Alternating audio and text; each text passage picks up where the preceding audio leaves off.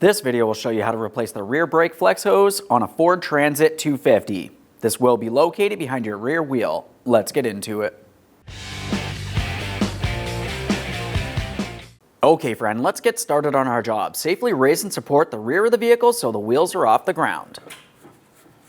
After completing that, we're going to remove our hubcap. For this, typically you can take it by hand and pull it out of place. You can also use a small prying device if necessary. After removing that, we're going to remove all 5 of our 21mm lug nuts and the wheel.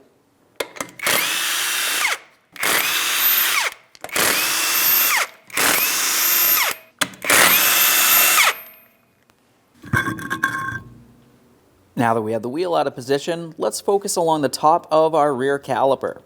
Now in this area, we can see our bleeder screw. If you have a bleeder screw cover, go ahead and remove that. Just a quick inspection. Typically, it is a good idea to reuse these. These protect our bleeder screw. Now that I have that cover out of the way, I'm using a 10mm for my bleeder screw. Let's go ahead and open this. We have our collection receptacle under here, hand and eye protection. The next thing we have to do is make our way up inside the passenger compartment. We're going to press the brake pedal all the way down to the floor and hold it there with something such as a pry bar between the brake pedal and our seat. Perfect.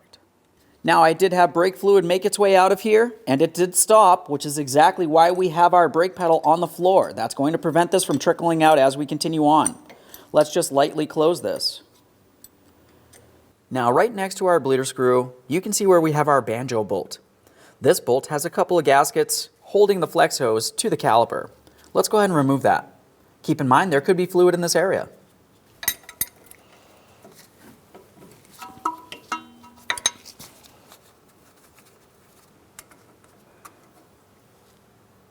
There's our banjo bolt. A quick inspection of this. Typically you will be reusing it.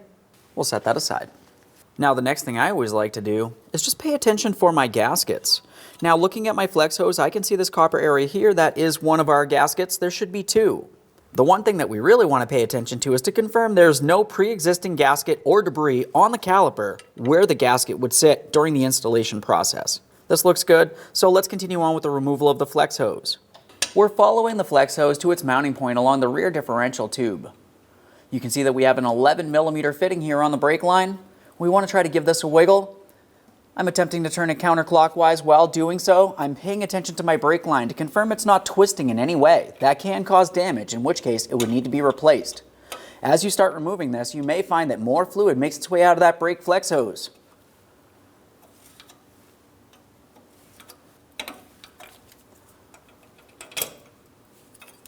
Once you have that separated, a close inspection of the brake line fitting to confirm it's not rotted or damaged in any way. If it is, you're going to want to replace it, and you may have to replace the brake line as well.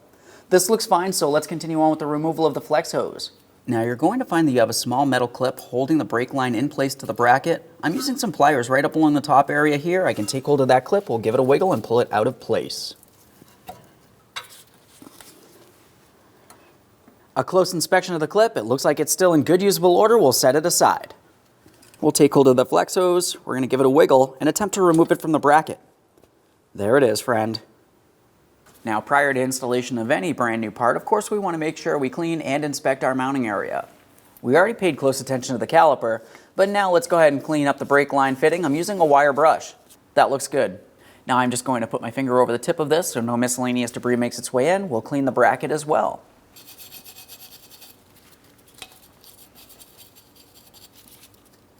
Make sure it's not rotted and weak. Now let's prepare to install the brand new rear brake flex hose. We're starting at the caliper side first. We've already cleaned and inspected our banjo bolt. We've confirmed that we removed any pre-existing gasket. We never want a double gasket. Now with that said, we're taking one of our brand new gaskets and we're sliding it onto the banjo bolt. Bring it all the way down to the flange area. At this point, it's time to take hold of our flex hose. We'll have it in the proper orientation here so we can slide that banjo bolt through. Now I have the banjo bolt and my gasket going through from one side towards the other. On the opposite side, I have another brand new gasket. We'll slide that onto the banjo bolt. Now I have a gasket on each side of my flex hose. Let's get this in place into the caliper next. So now as we bring this into position, we want to make sure we're coming in from the proper orientation. It essentially comes in looking like it comes from the front. Let's start this in by hand. We want to be sure we're not cross-threading it into the wrong positioning. Now that I have this lightly bottomed out by hand, I'm going to continue on with my 11mm wrench. We're going to make sure that we lightly squeeze each one of our two gaskets by tightening this. We want to try to prevent having any brake fluid leaks in the end. So right there's bottomed out. Just take it just a tiny bit further here. Obviously, we don't want to break anything. Go ahead and take hold of that flex hose. Confirm it does not move around in any way. Now let's take the other end of the flex hose and bring it over to the next mounting point along the differential tube. So now as we bring the flex hose up to this mounting point, if you were looking at the flex hose itself, you can see that it actually has two small locating tabs. Looking at the bracket on the differential tube, you can tell that there's a whole bunch of different areas that those tabs could slide into. Now this is the reason why we started at the caliper. What I always like to do is just bring this up into the proper positioning here. I'm going to start bringing it towards the bracket. I'll just give it a gentle twist to the very first area that it slides into perfectly. Now we just want to double check to make sure the flex hose isn't twisted in a way that can restrict brake fluid flow. Assuming it's good, let's continue on with our small metal clip. As for this metal clip, we'll make sure we have it in the proper orientation. We're going to carefully slide it into position. You can lightly tap on this with a hammer if necessary. We'll just double check to make sure that's secured. It should not move around in any way. Continue on to the brake line. For that, we're starting it in by hand and we'll snug it up. Just take this line, bring it in. We've got it started in by hand.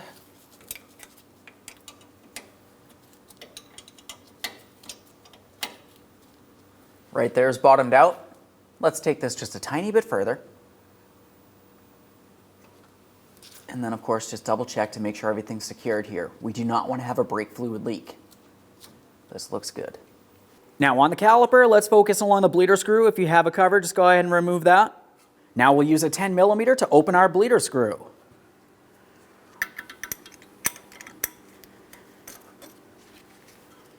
At this point, let's make our way up inside the passenger compartment. We're going to remove the pedal depressor and we'll make our way back out here. We want to see a steady trickle of fluid making its way out.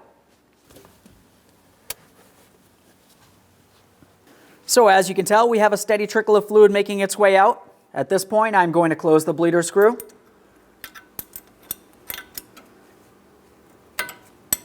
Now the next thing I always like to do is make my way into the passenger compartment. I'm going to pump up the brake pedal till it feels firm. Now if the brake pedal felt firm but then eventually got squishy or sunk down to the floor, you might still have air trapped in the system, in which case you want to do a manual brake bleed. When I do those, I like to bleed all my wheels at the same time. Assuming it feels good, go ahead and clean up any mess and reinstall the bleeder screw cover.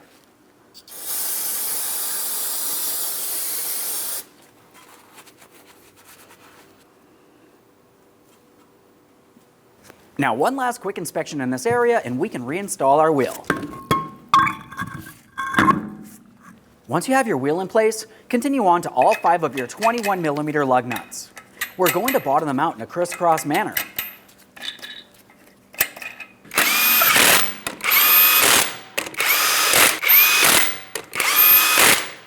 We've got the wheel on the ground. Let's go ahead and torque each of these lug nuts to that 148 foot-pounds.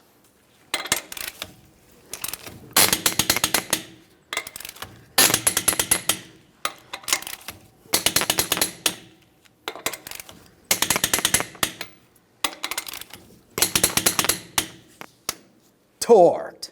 If you have a hubcap, go ahead and install that now.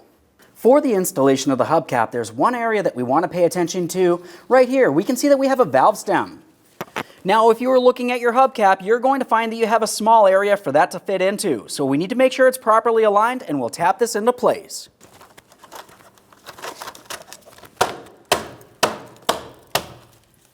Double check to make sure it's secured all the way around. Now, as far as this is concerned, we're going to make sure that we remove the cap. We'll just give this a quick inspection, make sure the seal is in good usable order. At this point, we want to remove all the fluid from inside of the master cylinder reservoir and replace it with clean DOT4 brake fluid.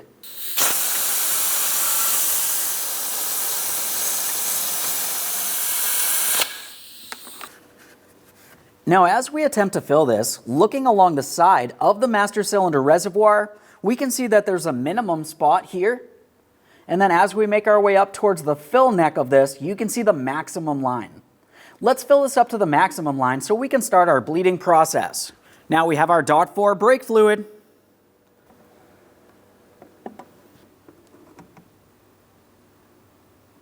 There we are. We'll just reinstall this cover so we're sure nothing makes its way inside of the braking system as we continue on. Now at this point, we're going to start bleeding the brakes. We're starting at the passenger side rear. We'll bleed that caliper. After that, I'm going to go over to the driver's side. I'll repeat that exact same process. Once I've done that, I'm going to be meeting you back at the master cylinder. We're going to make sure we top it off up to that maximum line. After we've completed topping off the master cylinder, we're at the passenger side front. We'll bleed the brake there, and then I'm going over to the driver's side to repeat that exact same process. In the end, we'll be back up here so we can top it off one last time. Now I'm at the passenger side rear so I can start the bleeding process. I have a second person inside of the passenger compartment.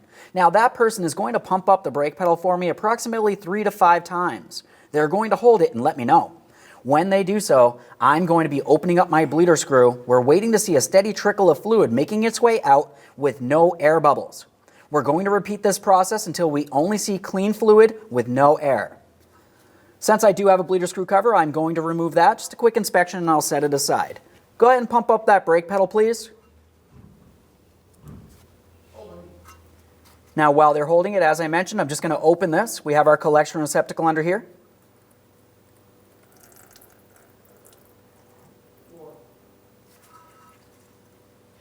Go ahead and pump, please.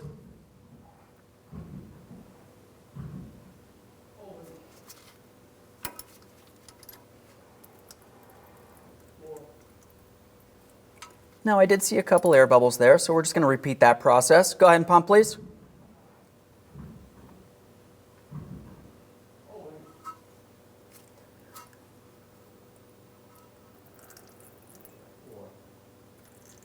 That one looked good. Let's do it one more time here to confirm. Go ahead and pump.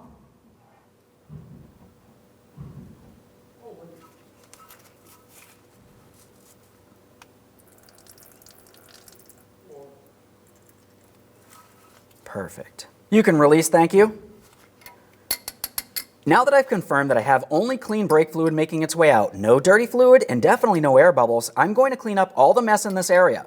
After I've completed that, I'm going over to the other side of the vehicle, to the other rear caliper. I'm going to complete this exact same bleeding process. After I've completed that, I'm meeting you at that master cylinder so we can top it off. Make sure this is nice and clean so we can double check for leaks in the end. Now back at our master cylinder, we're going to make sure that we top this off up to that maximum line we had discussed.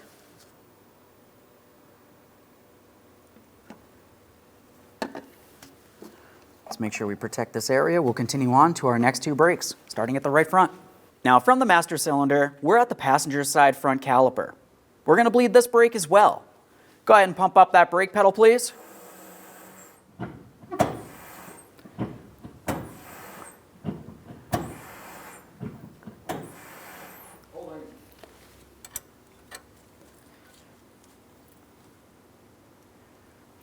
Go ahead and pump.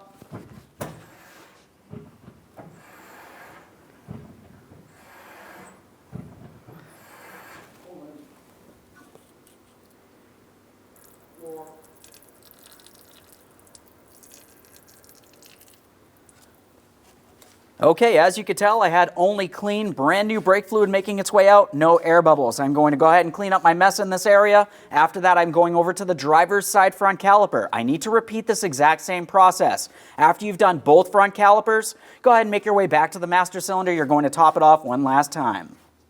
Okay, so they're all bled. We're at the master cylinder. Just go ahead and remove that cap. We're topping this off up to the maximum line just like we did before with our clean DOT4 brake fluid. There we are. Right up to my line. It's exactly where I want to be. Make sure you reinstall the cap and make sure it's secure so no moisture or debris make its way inside of the braking system. Okay friend, we finished bleeding the brakes. Now the next thing we want to do is just double check for leaks. After that, reinstall all the wheels, torque all of your lug nuts to 148 foot-pounds, and take your vehicle for a road test. Thanks for watching. When only the best will do, demand TRQ. The only company that lets you view before you do. TRQ is committed to offering the highest quality aftermarket auto parts that are engineered for peace of mind. Thanks for using and viewing with TRQ.